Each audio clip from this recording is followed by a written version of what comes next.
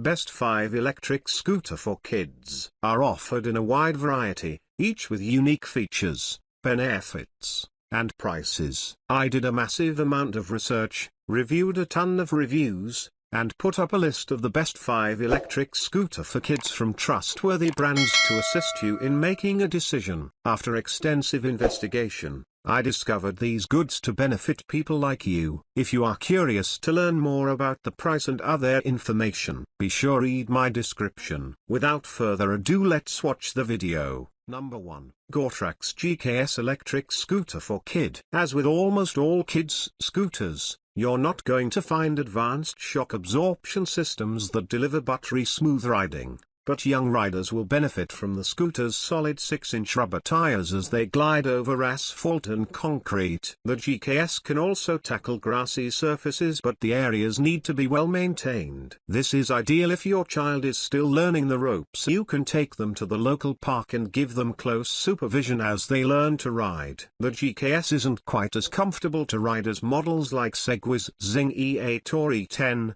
both of which boast shock absorbers over the front wheel. But those models both cost well over double the GKS price. The Gotrax GKS's handlebars don't try to be fancy. There's no embedded LED display, they don't fold inwards, and surprisingly, there's no thumb throttle or handbrake. So, how do you ride the scooter? Well, the GKS uses a safety start technology operated from 2 pressure sensors on the deck. More on that later. Skip ahead to the A features section if you want to find out more now. Despite the pared back design, they are clad in a grippy, colorful rubber that's in keeping with the two-tone palette of the deck and wheels. Whilst the rubber grips are a small piece to the overall GKS puzzle, it's important to note that they are easy to grab onto and can withstand the wear and tear of daily use. This is especially positive for a scooter that is so cheap, considering similarly priced no-name brand models sold on Amazon have foam grips that deteriorate over time. The GKS's frame is made of sturdy steel, which,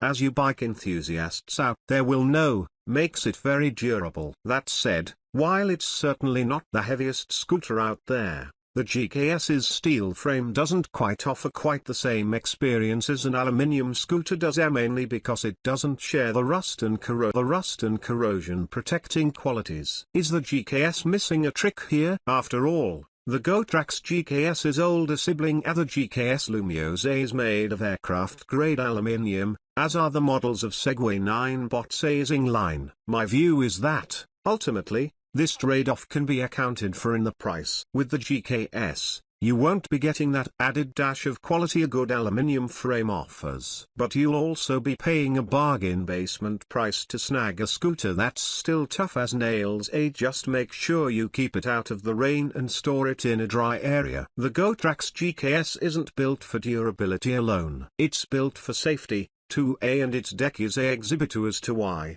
More on that later. The scooter's deck is where you'll find its best feature. It's also quite low to the ground, giving the scooter a low center of gravity that'll help your young rider control it with ease. Plus, even from a purely visual aspect, there's a love about the deck. Rendered in a narrowed, optical illusion-inducing pattern, it is sure to resonate with younger riders and adds to the style that goes hand in hand with all that safety. My only gripe with the deck is that it is lined with a thin layer of grip tape that is almost sandpaper-like. I would have liked to have seen rubber used instead, since it typically provides more traction and makes for a more stable riding experience. Nevertheless, it doesn't impact ride quality too much, and we can let this slip considering the cheap price. The Gotrax GKS sports a pair of 6-inch rubber tires, though they're solid, which isn't always a good sign. The GKS's tires will be a breath of fresh air for young riders and their parents alike. How come? They are extremely low maintenance. Unlike pneumatic, air-filled tires, there is no risk of flats, meaning your child will have control over the scooter's steering and handling at all times, a feature that'll come especially in handy when they're pushing the speedometer close to the GKS's top 7.5 miles per hour speed. As previously mentioned, the Gotrax GKS boasts a robust steel frame that stands up to wear and tear. Although it comes with a very basic level of waterproofing, the GKS isn't fully water resistant. As we'll explore later, Any rain damage to the scooter won't be covered under warranty, so it's best to keep this one indoors on wet days. This is especially important given the lack of corrosion protecting qualities. Another somewhat glaring hole in the GKS's blueprint is the lack of LED lighting. You can easily remedy this with the purchase of separate, attachable lights and reflectors, though, and it goes without saying, this is not a deal breaker since the majority of kids' electric scooters don't feature a full set of LEDs, aside from the Hiboy S2 light. Overall, the Gotrax GKS has a solid, no-nonsense approach to design. You won't find fancy, NASA-utilized metals or alloys when you open up your new GKS, just a dependable, durable scooter that'll offer your kid a safe, comfortable ride. Number 2. Gotrax GKS Lumios electric scooter for kids. The GKS scooter worked very well on smooth surfaces and could handle small hills with ease. It was perfect for going around the neighborhood or on paved trails in the park. Its quiet motor made it easy for Mia to hear traffic and her parents. The slower than average speed, 7.5 miles per hour, allowed for better control and safer turns, exactly what you would want in child's first introduction to electric scooters. Hard tires and no suspension mean that it can be a jarring ride on rough roads. When driving down our farm road, Mia said the vibrations made her hands and feet numb, and at one point, it shook so much it made my nose hurt.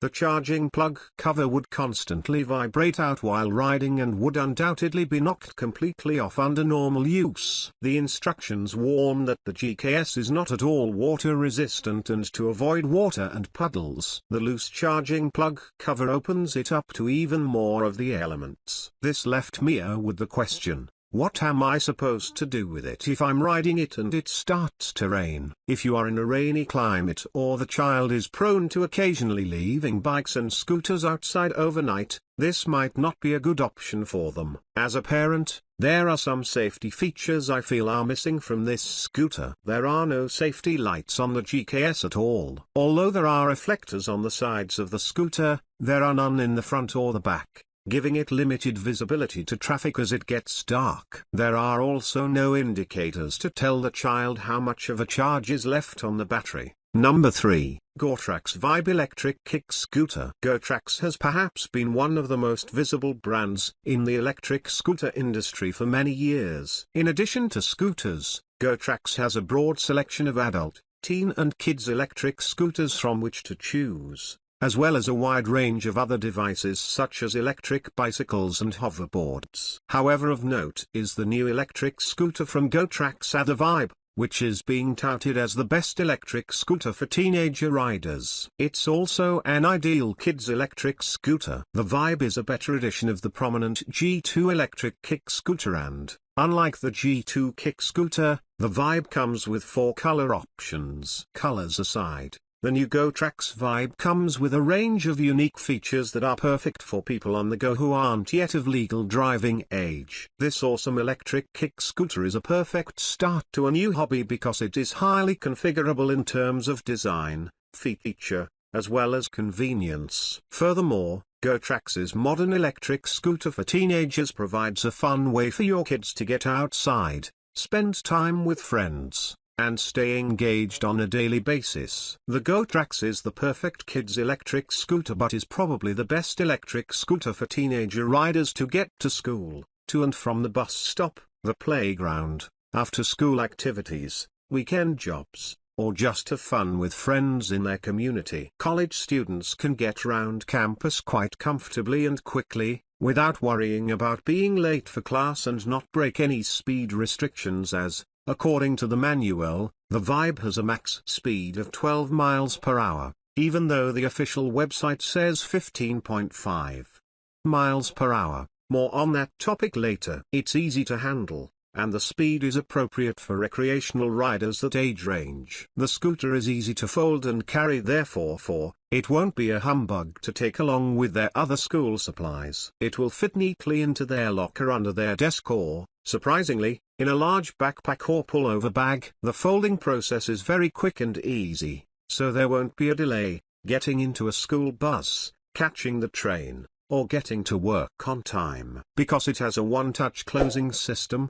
Smaller kids will have no issues when they're playing with friends and maybe want to fold the scooter and walk back home with their friends. Whether work or play, this scooter is ideal for someone seeking something simple yet sleek and efficient. Since it can go up to 7 miles on a single charge, this is perfect for youngsters to travel within a 3.5-mile radius of their home and back without worrying that they'll get stranded. If you're looking for other Gotrax models that provide a longer range, check out the GXO V2 number 4. Gyroor electric scooter for kids. The Gyroor H30 Kids e-scooter arrived nearly fully assembled and only required the handlebar and vertical neck to be attached to the front wheel slot. It was immediately ready to go after having its battery fully charged and handle height appropriately adjusted. The 80 watts rear motor engaged when the scooter was set in motion, but changing speed levels or knowing what gear it was in was confusing. Once my son and I had figured it out, it was a joy watching him cruise around with such excitement in his face.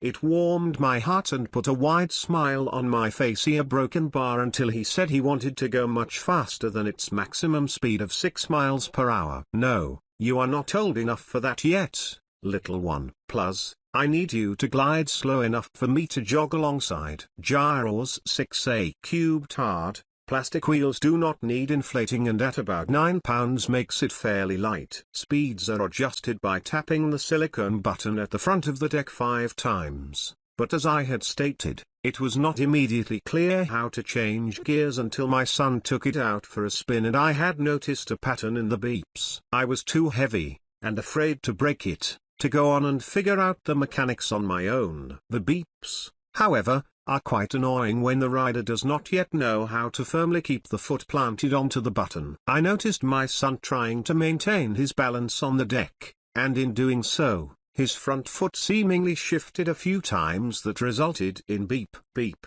beep, beep, beep, a broken bar. Perhaps this was a way for children to alert pedestrians nearby of their presence, or it was to inform the rider the current speed. See pros, cons section for details below. In any case, I wish there was a way to minimize the frequency of the sounds. If they were the result of my son's imbalance, though, then I am sure they will be less frequent as he gets older and more stable with his footing. One can slow down by lifting the foot off the gravity sensor, but for the life of me, I cannot figure out what scooter part this is referring to. I assume that it is the back of the deck since the product's online listing references the back foot. The manual's blow-up diagram makes no reference to it. Regardless, there is a brake present above the rear wheel that you could step on to slow down, but my boy is not yet strong enough to firmly press to do so. He jumps off the scooter instead when he needs to slow or stop. The colorfully shifting lights make it easy to spot the scooter,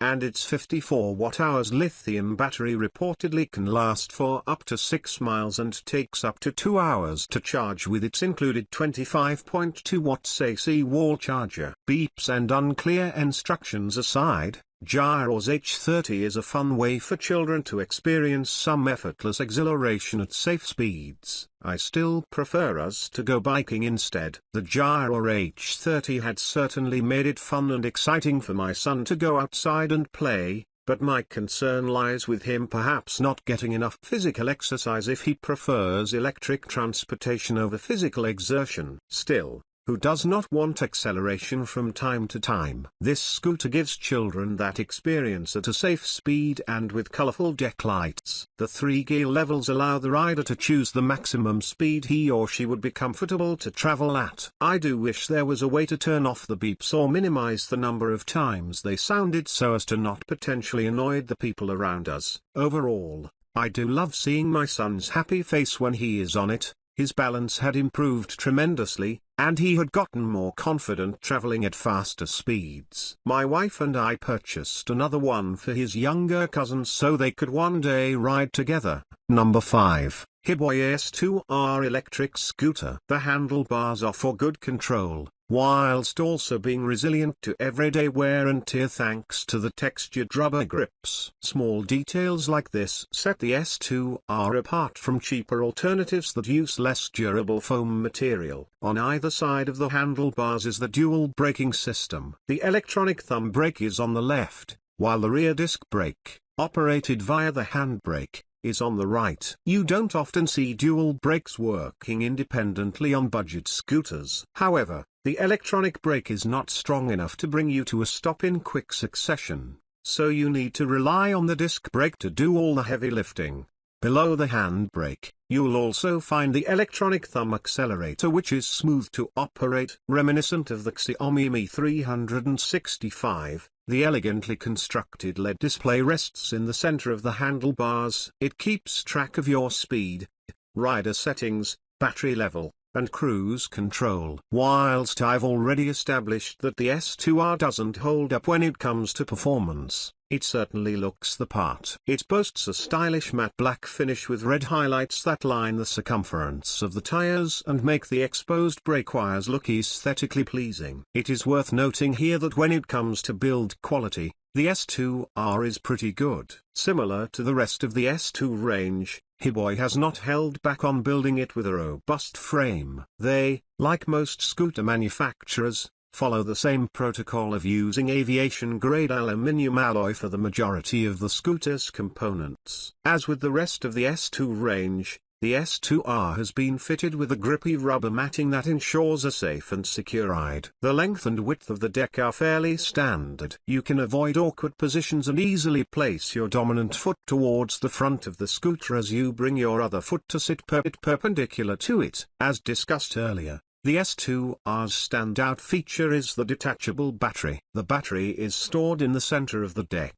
You simply plug the key into the key lock on the side of the deck and pop out the battery. Then, once you're charged up, place the battery back in the deck and lock it into place with the key. There is one glaring oversight of the placement of the key lock. Because it is located on the side of the deck, it is exposed to damage from scraping against curbs and other obstacles. Time after time I see electric scooter riders complain that they can no longer charge their scooter because the charging ports, which are located in the same place as the S2R's key lock, have become so worn down and bent that the charging cable can no longer be inserted. This could be a potential issue with the key lock, but instead of the charging cable not plugging it, the key may no longer be able to enter the lock. I need to point out that this is a hypothetical scenario and we've not tested it, but it is certainly a possibility. Making our way to the rear of the deck, you'll find Hiboy's controversial reinforced fender. Other than deflecting mud and dirt,